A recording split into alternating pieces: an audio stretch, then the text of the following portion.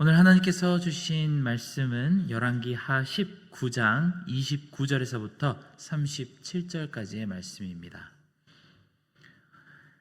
열왕기하 19장 29절에서부터 37절까지의 말씀을 저와 여러분이 한 절씩 교독하시고 마지막 37절을 함께 읽겠습니다. 또 내게 보일 징조가 이러하니 너희가 금년에는 스스로 자라난 것을 먹고 내년에는 그것에서 난 것을 먹되 제3년에는 심고 거두며 포도원을 심고 그 열매를 먹으리라. 유다 족속 중에서 피하고 남은 자는 다시 아랫불을 내리고 위로 열매를 맺을지라. 남은 자는 예루살렘에서로부터 나올 것이요 피하는 자는 시온 산에서부터 나오리니 여호와의 열심히 이 일을 이루리라 하셨나이다 하니라. 그러므로 여호와께서 아수르 왕을 가리켜 이르시기를 그가 이 성에 이르지 못하며 이리로 화살을 쏘지 못하며 방패를 성을 향하여 세우지 못하며 치려고 토성을 쌓지도 못하고 오던 길로 돌아가고 이 성에 이르지 못하리라 하셨으니 이는 여호와의 말씀이시라. 내가 나와 나의 종 다윗을 위하여 이 성을 보호하여 구원하리라 하셨나이다 하였더라. 이 밤에 여호와의 사자가 나와서 아수르 진영에서 군사 18만 5천 명을 친지라. 아침에 일찍이 일어나 보니 다 송장이 되었더라. 아수르 왕 사느립이 떠나 돌아가서 니느웨에 함께 읽겠습니다. 그가 그의 신 니스록의 신전에서 경배할 때에 아드람멜렉과 사레셀이 그를 칼로 쳐 죽이고 아라랏 땅으로 그들이 도망하매 그 아들 에살 핫돈이 대신하여 왕이 되니라. 아멘. 우리 하나님은 참으로 기적의 하나님이십니다. 이 사실을 믿으십니까? 부정적이고 염세적인 생각을 가진 사람들은 종종 기적은 일어나지 않는 일이기 때문에 기적이라고 말하기도 합니다. 아무리 기다려도 좀처럼 일어나지 않을 기적이라고 생각하며 심지어 하나님이 계시더라도 우리를 위해서 큰 일을 이루어주지 않으실 거라고 생각합니다. 하지만 하나님께서는 기적을 베푸시는 일이 정말 아무렇지도 않게 쉬운 일이십니다. 그리고 하나님께서 기적을 베푸시는 때에는 우리는 그 현상만 볼 것이 아니라 그 안에 담긴 하나님 마음과 하나님께서 전하고 싶으셨던 가장 귀한 메시지를 읽을 줄 아는 지혜가 필요합니다. 오늘 말씀 안에 담긴 기적도 그저 하나님이 베푸신 여러 가지 놀라운 일들 중 하나라는 시각으로 사건을 바라보는 것보다는 이런 일 가운데 하나님은 과연 어떤 놀라운 메시지를 우리에게 전달하시는지를 먼저 바라보아야만 합니다. 그저 고대 한 나라에 일어난 신화 같은 일이 아니고 오늘 우리에게 전하시는 하나님의 음성이 무엇인지를 들어보기를 바랍니다.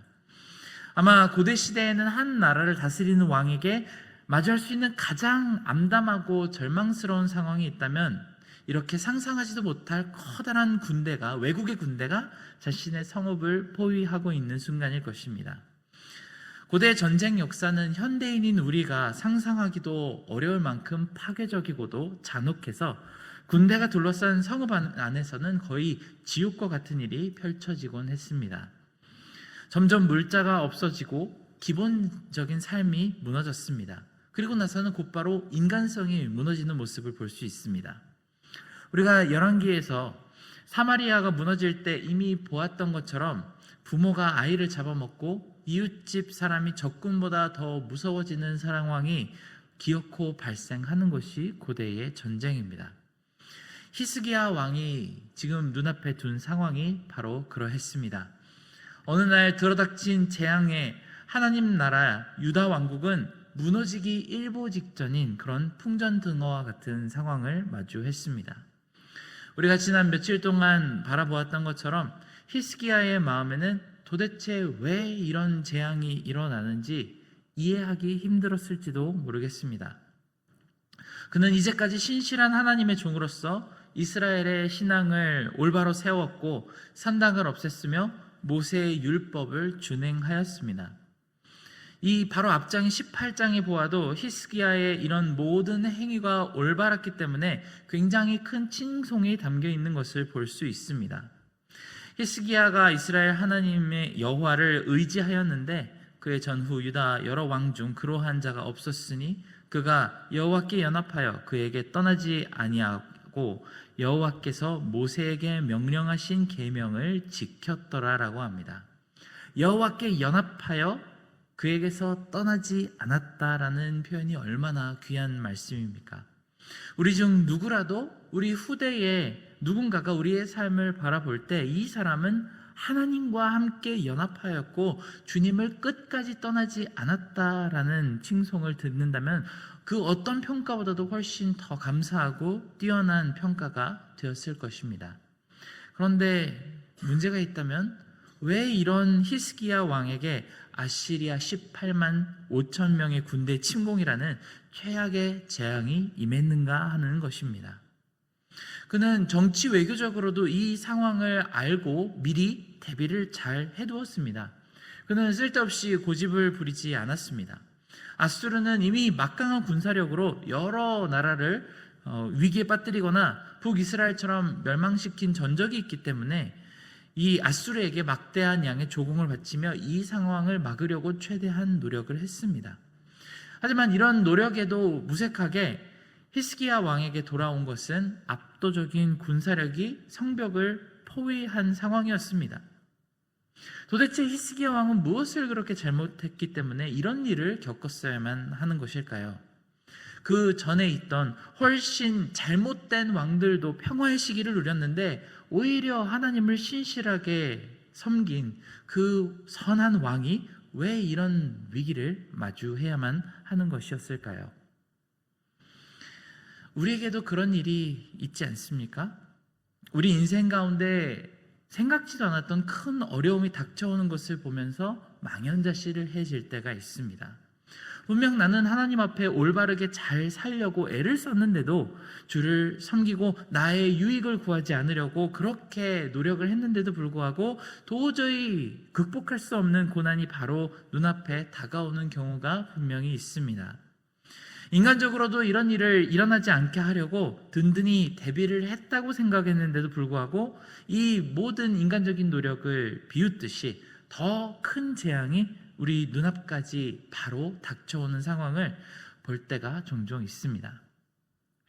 한 10여 년 전에 동인도에 있었던 대지진을 기억하십니까?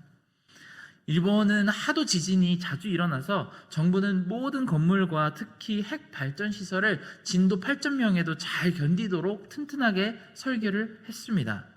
해안 방파제와 경보 시스템도 잘 갖추어 놓았죠.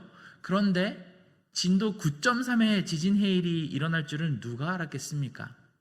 사람이 아무리 모든 일에 든든히 대비하여 나는 안전하다고 생각을 하는 그때에도 우리 인생은 그리고 우리의 현실은 간혹 이런 모든 인간의 대책을 무용지물로 만들어버릴 때가 있습니다. 그것은 믿는 사람들에게나 믿지 않는 사람들에게 모든 사람들에게 거의 동일한 빈도로 다가오는 것 같습니다. 우리가 하나님을 신실하게 믿는다고 해서 이런 모든 재앙으로부터 면역이 되는 것은 전혀 아닌 것 같습니다. 하지만 하나님의 사람이 경험하는 재앙과 하나님을 믿지 않는 사람들이 맞닥뜨리는 그 재앙은 전혀 다른 의미를 가지고 있습니다. 우리 모든 사람들은 신앙을 가지고 있는 우리마저도 하루하루를 평안하고 안전하게 살고 있는 이 상황이 과연 우리가 잘 대비했기 때문인지 아니면 하나님께서 우리를 보호하셨기 때문인지를 잘 모르고 지나가기 때문입니다.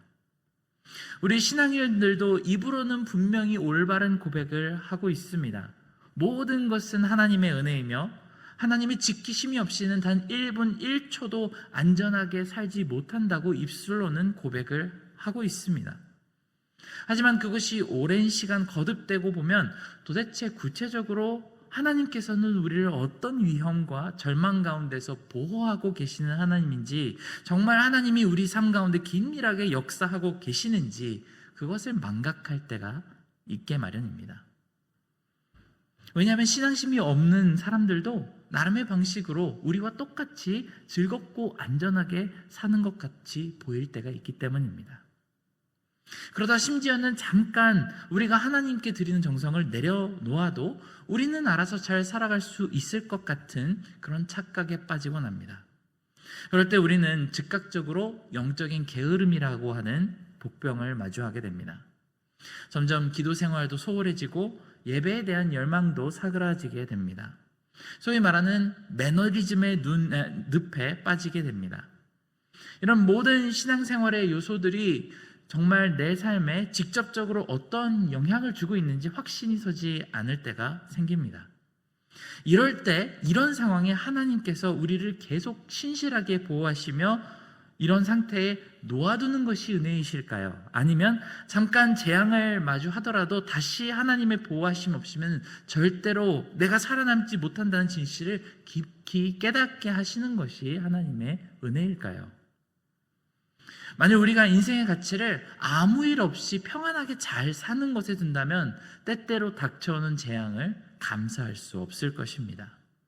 하지만 우리의 인생의 가장 우선순위로 중요한 것을 하나님과의 올바른 관계에 둔다면 우리는 때때로 닥쳐오는 재앙마저도 하나님의 사랑 표현임을 깨닫고 감사할 수 있게 될 것입니다.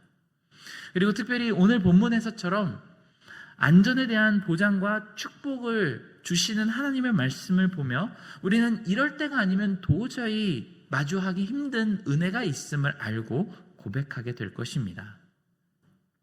사네립 왕의 군대 앞에서 히스기야 왕은 그가 할 수 있는 가장 지혜로운 행동을 취했습니다. 바로 하나님 앞에 무릎을 꿇은 것입니다. 이방의 왕이 하나님을 모욕하고 그를 도발하는 가운데 인간적인 지식으로 대응하지 않고 오직 하나님만을 바라보고 구원을 간구하는 선택을 했습니다. 보통 세상 사람들은 이것을 굉장히 미련한 행위라고 표현하겠지만 우리는 이 선택의 결과를 보면서 이것이 가장 좋은 방법이었다는 것을 분명히 깨달을 수 있습니다. 특히 31절을 한번 집중해서 보았으면 합니다. 이 말씀에 이렇게 기록합니다. 남은 자는 예루살렘에서로부터 나올 것이요 피하는 자는 시온산에서로부터 나오리니 여호와의 열심히 이 일을 이루리라 하셨나이다 하니라. 여호와의 열심히 이 일을 이루신다고 합니다. 과연 이 일이란 무엇일까요? 우리가 이 본문을 보면서 정확하게 이해할 수 있듯이 바로 재앙으로부터 우리를 구원하시는 일을 말합니다. 하나님은 정말 여러 가지 일에 열정을 가지고 계십니다. 부정한 것을 멸하시는데도 열정이 있으시고 옳은 것을 바로 세우는 것에도 열정이 있으십니다. 하지만 하나님이 가장 큰 열정을 가지고 계신 일이 있다면 바로 그 백성들 남은 자들을 재앙과 죄와 사망으로부터 구원하시는 일입니다. 우리가 보통 Passion of Christ, 그리스도의 열정을 이야기할 때 말하는 것이 무엇입니까?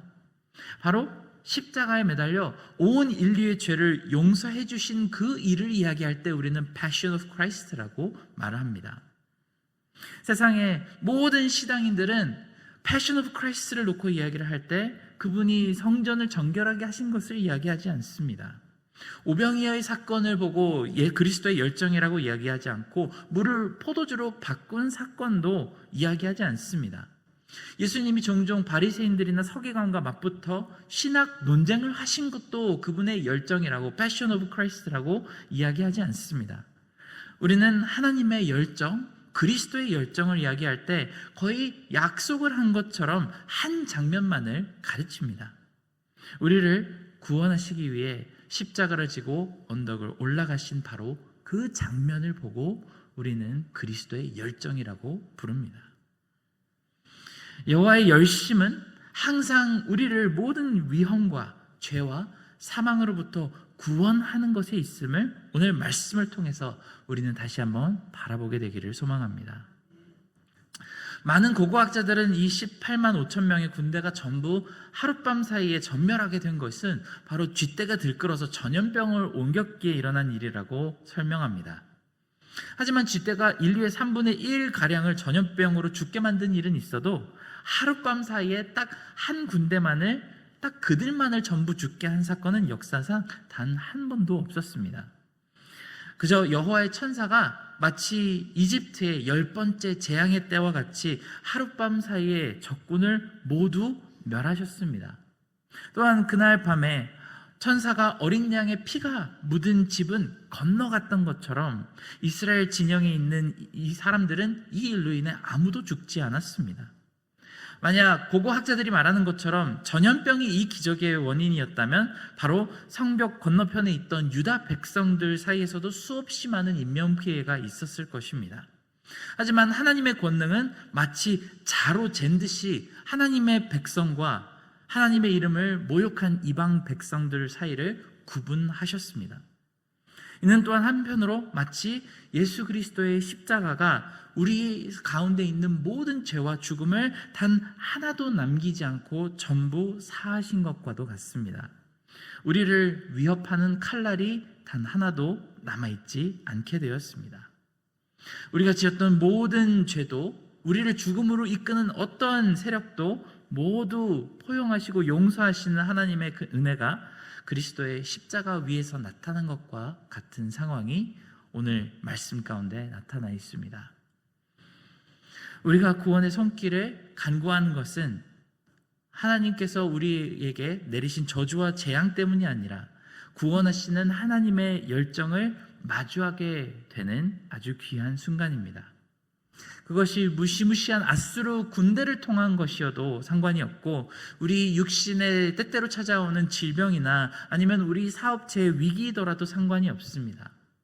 우리도 오늘 하루를 살면서 오직 하나님만 의지하고, 그렇지 않으면 도저히 우리에게 구원할 길을 찾을 수 없는 그런 위기를 자주 경험하거나 발견하게 됩니다. 바로 그때 하나님 앞에 무릎을 꿇고 하나님의 열정에 간구하는 사람들에게는 하나님은 반드시 이렇게 구원의 손길을 내밀어 주시는 하나님으로 우리에게 다가오십니다.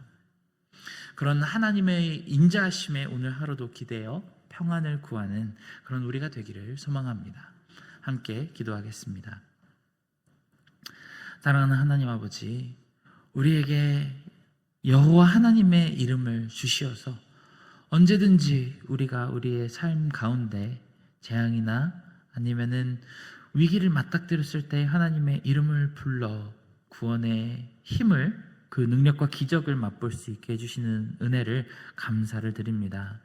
우리가 날마다 살아가는 그 하루하루의 시간들이 그냥 평안하다, 아무 일 없이 안전하다라고 생각하는 그때에도 우리가 온전히 하나님의 은혜 가운데 있음을 고백할 수 있게 도와주시옵고, 우리가 정말 어려운 일을 맞닥뜨렸을 때에 하나님의 구원하시는 그 손길을 마주 바라보는 그런 우리 지혜로운 성도들 될 수 있게 도와주시옵소서. 모든 은혜 감사드리며 예수님의 이름으로 기도드렸습니다. 아멘.